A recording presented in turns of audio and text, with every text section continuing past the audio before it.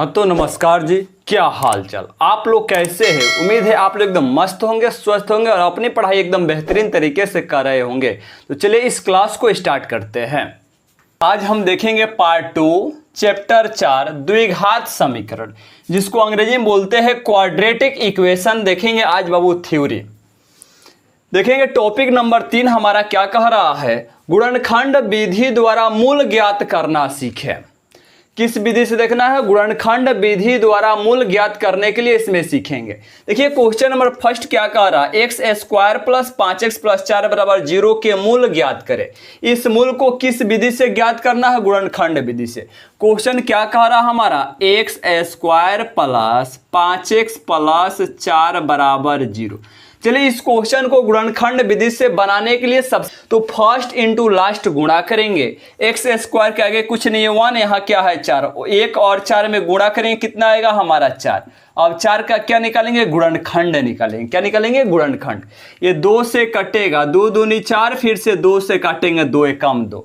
क्या जोड़े या घटाए की बीच वाला संख्या प्राप्त हो जाए। दूसरा का प्रोसेस क्या कहता है, क्या जोड़े या घटाए की बीच वाला संख्या प्राप्त हो जाए।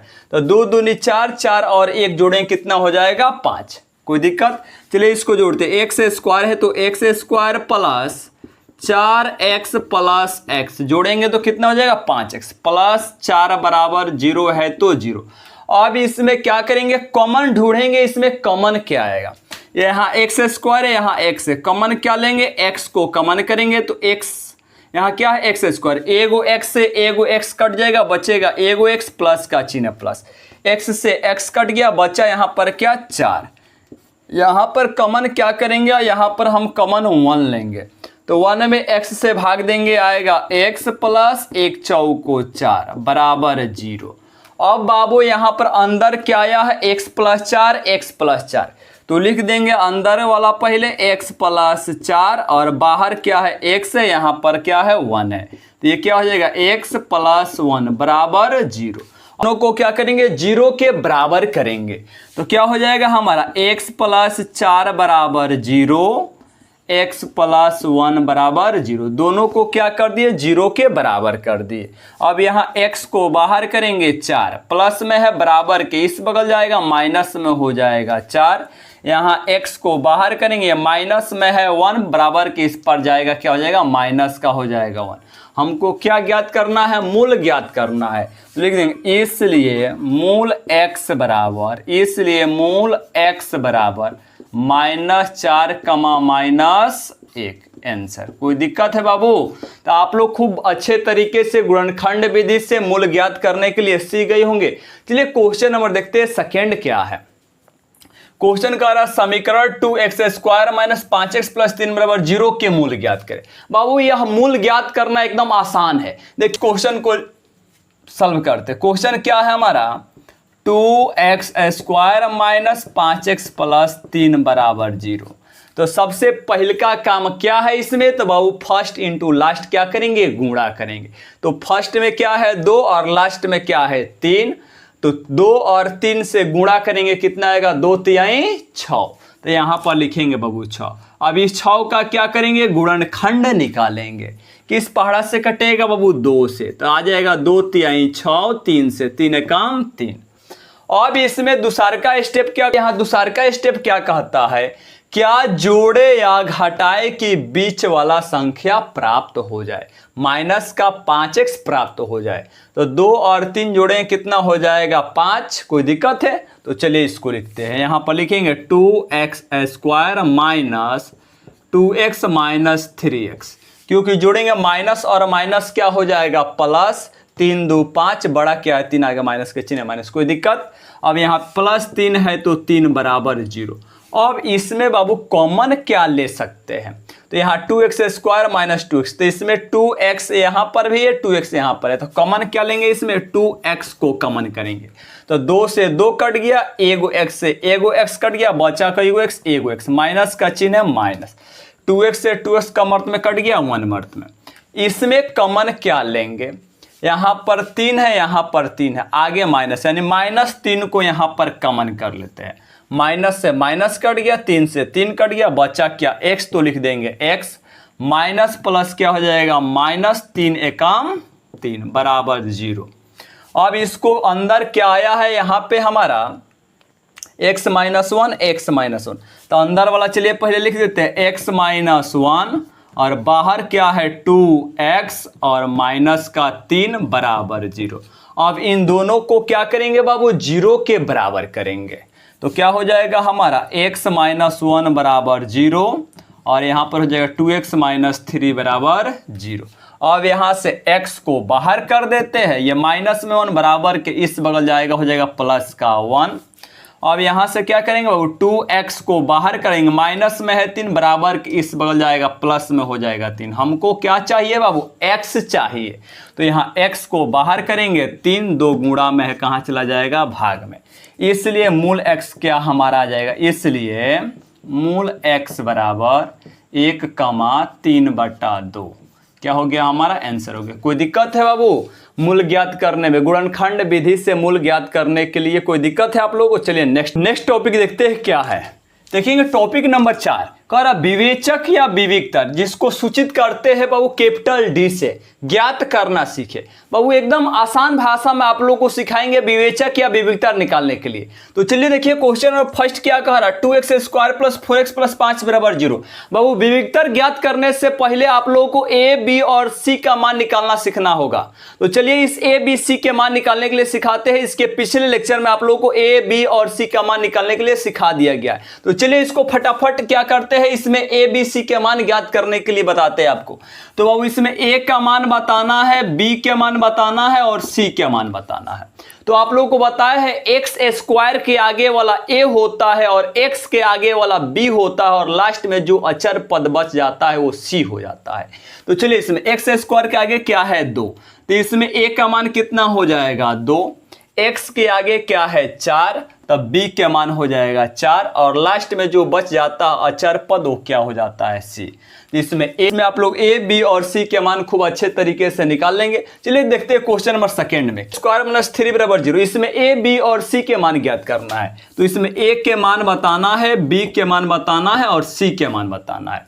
तो बता है x² के आगे वाला a होता है, तो x² के आगे कुछ नहीं है, इसका मतलब क्या है 1। तो a के मान कितना हो जाएगा 1 और b के मान क्या होगा, तो इसमें x, बाबू x इसमें दिखाई दे रहा है, तो कहिए सर नहीं दिखाई दे रहा। जब x इसमें दिखाई नहीं दे रहा है तो बताया है आप लोगों को x के आगे वाला क्या होता है b। x दिखाई नहीं दे रहा तो इसका b के मान कितना हो जाएगा 0 और लास्ट में जो अचर पद बच जाता है c, तो c के मान क्या है -3, तो c के मान क्या हो जाएगा -3। चलिए क्वेश्चन नंबर थर्ड में a b c के मान बताइए। इसमें a के मान बताइए, b के मान बताइए और c का मान बताइए।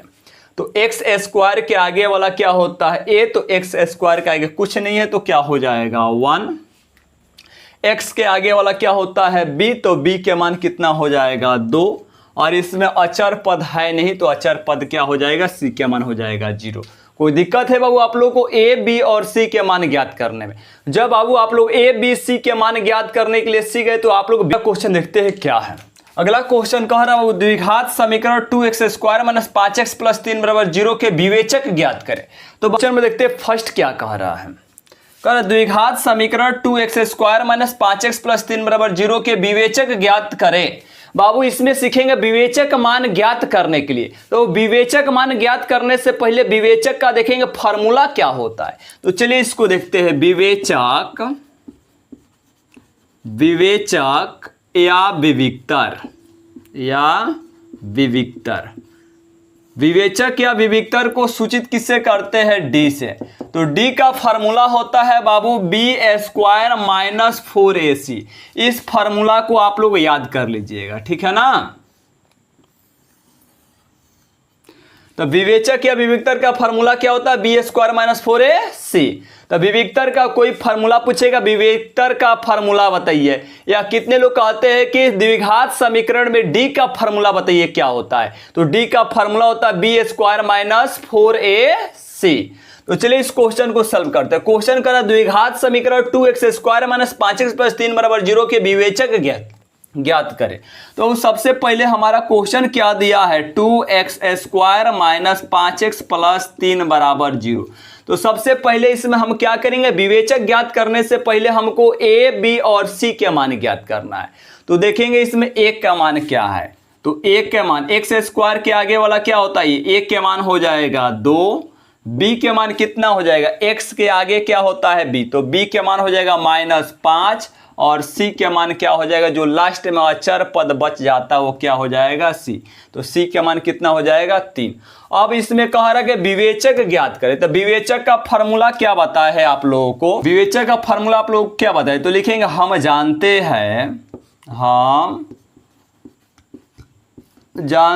हैं d बराबर होता है b² माइनस 4ac बराबर b के मान क्या है बाबू, -5, तो लिखेंगे -5 का हो जाएगा होल स्क्वायर माइनस 4 गुणे a के मान कितना हो जाएगा 2 गुणे c के मान कितना हो जाएगा 3 बराबर -5 का स्क्वायर करेंगे तो कितना हो जाएगा 5 25, माइनस माइनस क्या हो जाएगा प्लस, कोई दिक्कत है, माइनस का चिन्ह है माइनस, 4 दूनी 8, 8 के 24, 25 में से 24 घटाएं कितना बचेगा 1, कोई दिक्कत है बाबू विविधता ज्ञात करने में। चलिए क्वेश्चन नंबर देखते हैं सेकंड नंबर, चलिए वो क्वेश्चन नंबर देखते हैं सेकंड क्या है। क्वेश्चन नंबर सेकंड करा 2x² माइनस 3x प्लस 5 बराबर 0 के क्या करना है, विवेचक मान ज्ञात करना है। तो सबसे पहले विवेचक मान में हम क्या करेंगे, a, b और c के मान निकालेंगे। तो चलिए इस विवेचक मान में सबसे पहले निकालेंगे a के मान हो जाएगा 2, b के मान कितना हो जाएगा, x के आगे वाला क्या होता है b के मान हो जाएगा -3 और c के मान कितना हो जाएगा 5। कह रहा विवेचक ज्ञात करें, तो हम जानते हैं विवेचक को किसे सूचित करते हैं, d से। तो लिखेंगे हम जानते हैं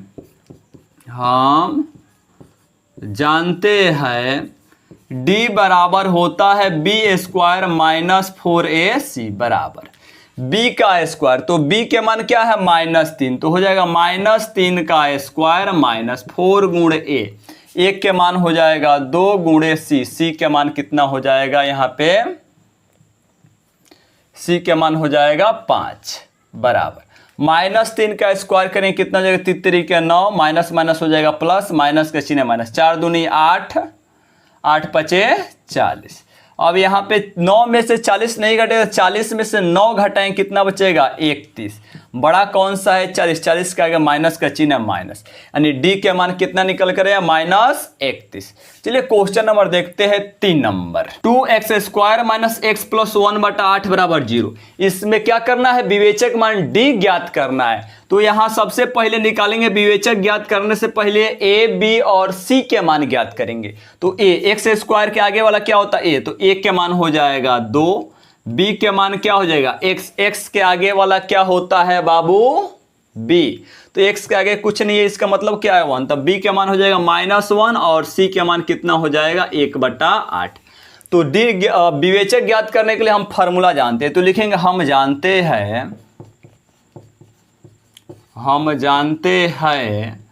d बराबर होता है b² माइनस 4ac बराबर, कह रहा b का स्क्वायर, तो b के मान क्या है -1, तो -1 का हो जाएगा होल स्क्वायर माइनस 4 गुणे 1, 4 गुणे a के मान कितना हो जाएगा 2 गुणे c के मान कितना हो जाएगा 1/8, ये कटेगा बाबू 2 से, 2 1 कम 2, 2 चौक 8, ये 4 से 4 कट जाएगा बराबर -1 का स्क्वायर करेंगे 1, माइनस का चिन्ह माइनस, क्या बचा है 1 में से 1 गया कितना बचेगा बाबू 0। तो इसमें हम क्या किए, ज्ञात कर लिए d के मान। यहाँ पर क्वेश्चन नंबर फर्स्ट में सॉल्व किए तो d के मान कितना आया 1, सेकेंड क्वेश्चन को सॉल्व किए तो d के मान कितना आया -31, और क्वेश्चन नंबर 3 को सॉल्व किए तो d के मान कितना आया 0। तो अब हम आप लोगों को एक ऑब्जेक्टिव क्वेश्चन देते हैं, चलिए आप लोगों को ऑब्जेक्टिव के तौर पर एक क्वेश्चन देते हैं, कहेंगे विवेचक का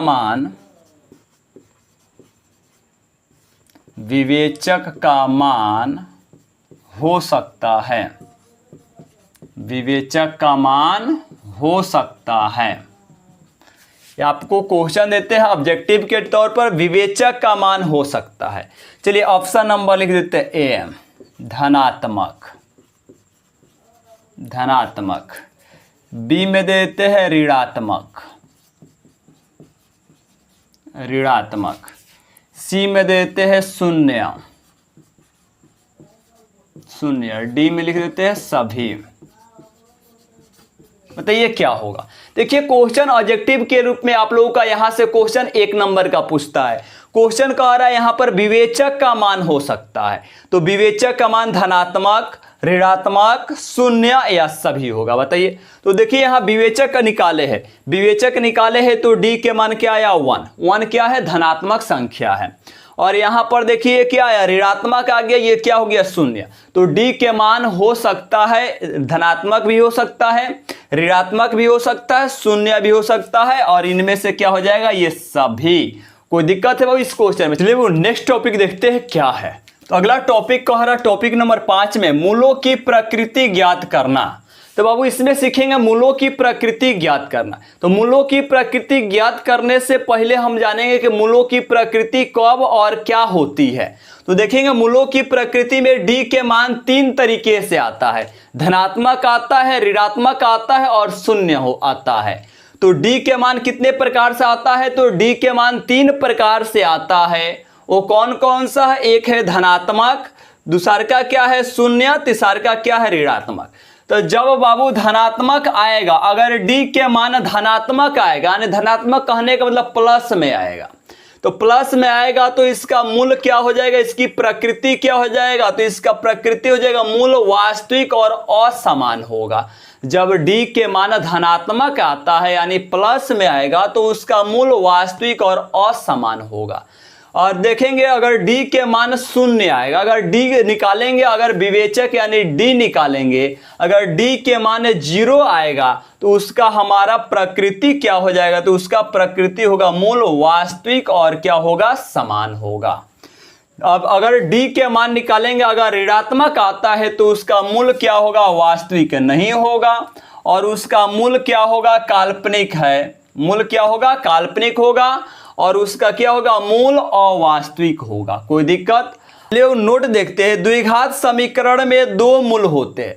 आप लोगों को पहले ही बता चुके हैं कि द्विघात समीकरण में 2 मूल होते हैं। वो कौन कौन से होते हैं, चलिए इसको बताते हैं आपको।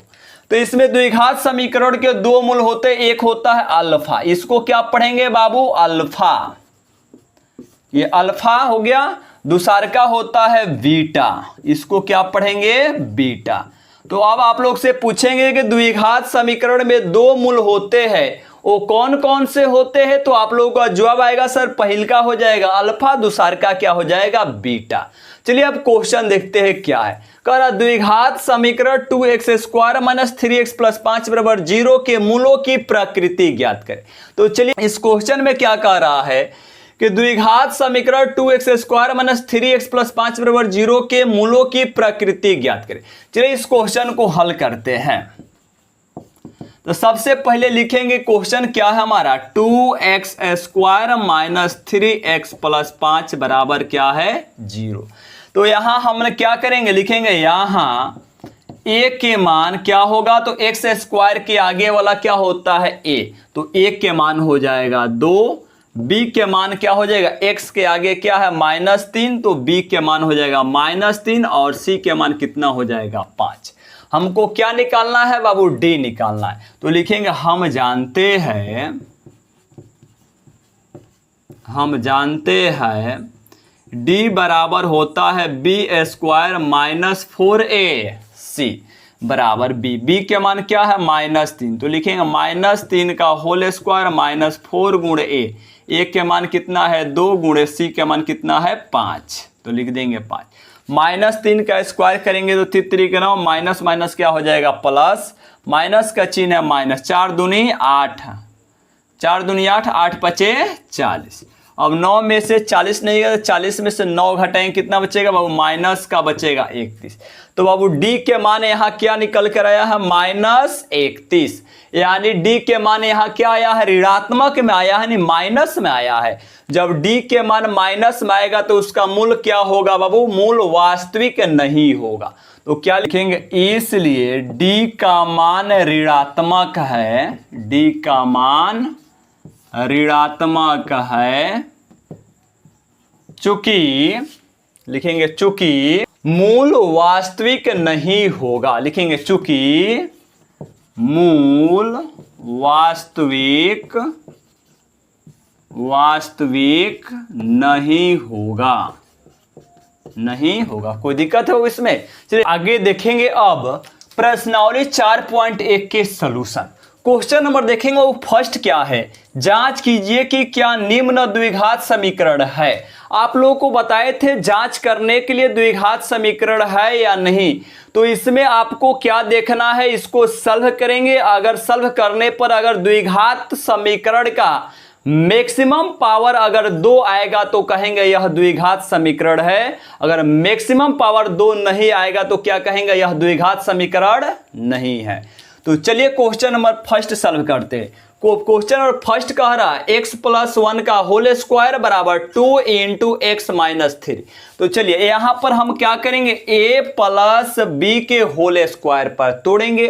तो इसका फार्मूला क्या होता है, तो चलिए इस फार्मूला को लिख देते हैं। a + b के होल स्क्वायर का फार्मूला होता है a² + 2ab + b²। कोई दिक्कत है? तो चलिए इसको a + b के होल स्क्वायर के फार्मूला पर तोड़ते हैं। तो a के मान क्या है x और b के मान क्या है 1। तो कह रहा a का स्क्वायर, तो a के मान कितना हो जाएगा x, तो यहां पर हो जाएगा x का स्क्वायर + 2 है तो 2 कुछ चिन्ह गुणा का चिन्ह a के मान कितना हो जाएगा x, कुछ चिन्ह गुणा का चिन्ह b के मान कितना हो जाएगा 1 प्लस कह रहा b का स्क्वायर, b के मान कितना है 1, तो यहां पर हो जाएगा 1 का स्क्वायर बराबर का चिन्ह है बराबर। 2 में x से गुणा करेंगे कितना है, 2 में x से गुणा करेंगे तो हो जाएगा 2x प्लस माइनस क्या हो जाएगा -2 तिहाई कितना हो जाएगा 6। कोई दिक्कत है? चलिए इसको आगे सॉल्व करते हैं। x का स्क्वायर करेंगे क्या हो जाएगा x² प्लस का चिन्ह है प्लस, 2 में 1 से गुणा करेंगे, 2 में x से गुणा करेंगे 2x में 1 से गुणा करेंगे क्या हो जाएगा 2x प्लस का चिन्ह है प्लस, 1 का स्क्वायर करेंगे क्या हो जाएगा 1 बराबर का चिन्ह है बराबर क्या है 2x - 6 है तो 2x - 6।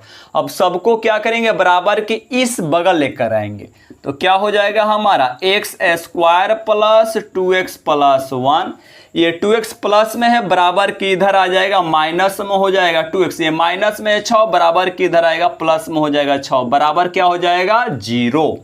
अब यहाँ पर 2x यहाँ पर एगो प्लस में है एगो 2x किस में है माइनस में है, तो 2x एगो प्लस में एगो माइनस में है कट गया, बचा क्या है बोलिए यहाँ पर हमारा x² प्लस में 1 और प्लस में 6, तो क्या हो जाएगा +6 और एक कितना हो जाएगा 7 बराबर 0। बाबू इसका मैक्सिमम पावर बताइए क्या आया, तो इसका मैक्सिमम पावर 2 आया है, तो कहेंगे यह द्विघात समीकरण है। आंसर इसका क्या हो जाएगा यस, यह द्विघात समीकरण है, यह द्विघात समीकरण है, द्विघात समीकरण है। चलिए बाबू क्वेश्चन नंबर सेकेंड देखते हैं क्या है। क्वेश्चन नंबर सेकेंड कह रहा है x² - 2x बराबर -2 × 3 - x। चलिए इस क्वेश्चन को सॉल्व करते हैं। यहाँ पर क्या है x² है तो x² - 2x है तो 2x बराबर का चिन्ह है बराबर, -2 में 3 से गुणा कीजिए, प्लस माइनस क्या होता है -2 तिहाई 6 माइनस माइनस क्या हो जाएगा +2 में x से गुणा करेंगे क्या हो जाएगा 2x। अब क्या करेंगे अब इसको बराबर के इधर है सबको बराबर के इस बगल लेकर आएंगे तो क्या हो जाएगा हमारा 2x² - 2x है तो 2x, ये माइनस में 6 बराबर के इधर आएगा प्लस में हो जाएगा 6, ये प्लस में है 2x बराबर के इधर आ जाएगा माइनस में हो जाएगा 2x बराबर क्या हो जाएगा 0। कोई दिक्कत है इसमें? अब यहाँ पर देखिए चलिए इसको सॉल्व करते, x² है तो x² -2x और -2x, तो माइनस माइनस क्या होता है +2 और 2 कितना हो जाएगा माइनस का हो जाएगा 4x प्लस में 6 है तो 6 बराबर 0 है तो 0। अब बाबू देखिए इस क्वेश्चन में क्या इसका मैक्सिमम पावर 2 है कि नहीं है, तो बाबू इसका मैक्सिमम पावर यानी चर राशि का मैक्सिमम पावर क्या है 2, तो कहेंगे यह सर द्विघात समीकरण, तो आंसर क्या हो जाएगा यस, लिखेंगे यह द्विघात समीकरण है, यह द्विघात समीकरण है, द्विघात समीकरण है। चलो